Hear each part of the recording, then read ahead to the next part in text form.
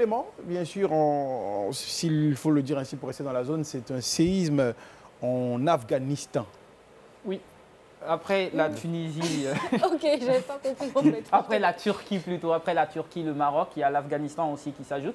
On a l'impression d'assister à un scénario apocalyptique parce que ces derniers temps, on a le cas de la Libye aussi avec les inondations. Un peu partout dans le monde, ça se fait sentir. Il faut rappeler que de ce côté, c'est un séisme de magnitude 6,3 sur l'échelle de Richter qui a fait des morts. Ils sont au bilan de 2400 morts actuellement. Le dimanche, ils étaient à 2053 morts. Mais le bilan, l'OMS dit que ça sera encore plus élevé parce qu'il y a 12 villages qui ont été touchés. Selon l'OMS, c'est dans la ville de Herat, dans l'ouest déjà de l'Afghanistan que ce séisme a eu lieu.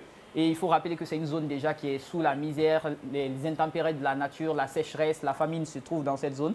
Et aujourd'hui, l'OMS évalue le besoin des Afghans à 2/3 de la population qui aurait besoin d'aide humanitaire. Donc comme si ça ne suffisait pas que la nature soit peu clémente avec eux, il faut les guerres, il faut les tremblements de terre aujourd'hui. Ça devient très compliqué pour cet État.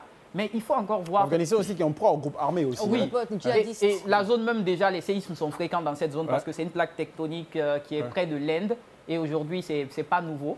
Et vu la manière dont il y a des mouvements tectoniques en ce moment, moi je crains même pour la zone Afrique de l'Ouest parce que ça se murmure. Non, ça va rester en Asie. Oui, ça reste en Asie. On dit mieux vaut prévenir que guérir. Ça vient pas à un moment donné, quand il y a des choses qui se passent de l'autre côté, on ne dit pas que ça va nous arriver forcément. Nous, c'est vrai, on a des petits éboulements vite fait dans les Justement, mines, il faut prendre des dispositions dès maintenant en cas, si demain ça venait à arriver, comment on fait? Conakry illustre bien, parce que Conakry, c'est une presqu'île. Si. Tu comprends? Et avec tout ce qu'on disait la dernière fois, avec les forages, chaque fois, il faut beaucoup en fait faire attention. Beaucoup attention.